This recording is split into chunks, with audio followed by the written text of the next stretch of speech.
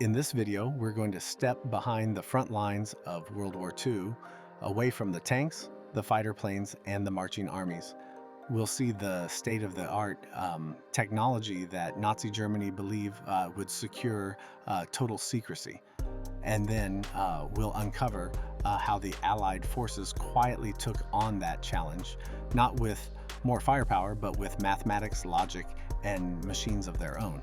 So when you think of World War II, what comes to mind first? Tanks, fighter planes, massive armies?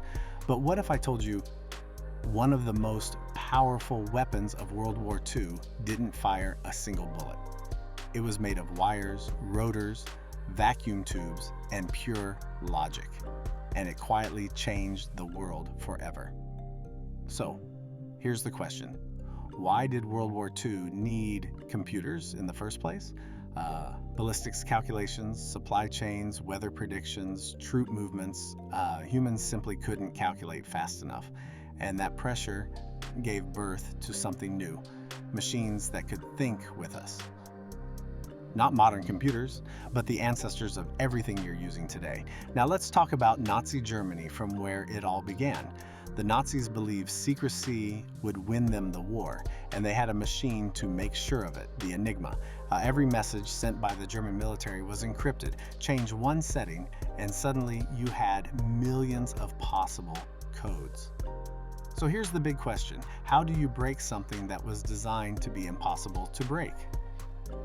The Germans were confident no human or machine could ever do it, and they were wrong. Because while Germany placed its faith in encryption, on the other side of the war, a different kind of battle was beginning. Hidden away in England was a place called Bletchley Park. It didn't look like a military base, no heavy fortifications, no rows of soldiers, and yet it may have been one of the most important places of the entire war.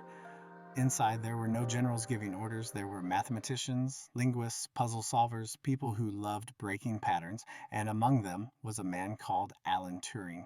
Turing asked a radical question. What if we build a machine to break codes instead of humans doing it manually? That idea led to the Bombi, a machine that could test Enigma settings at incredible speed.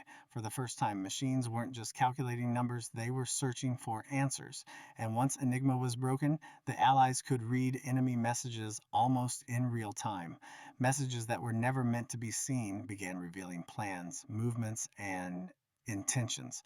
Quietly, without fanfare, this invisible advantage began to shape the war. It saved countless lives.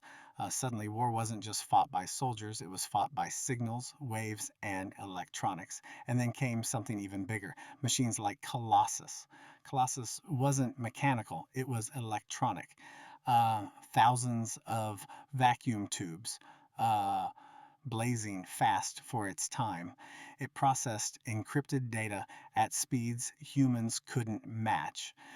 While code breakers in Britain were racing against time, something equally extraordinary was taking shape on the other side of the Atlantic. In the United States, engineers were building a machine not to break codes, but to calculate at speeds no human could match. And it was designed for one purpose, to solve complex military calculations in seconds. This machine would become known as ENIAC. ENIAC didn't crack encrypted messages, but it changed how wars could be planned and fought, from artillery trajectories to ballistic simulations.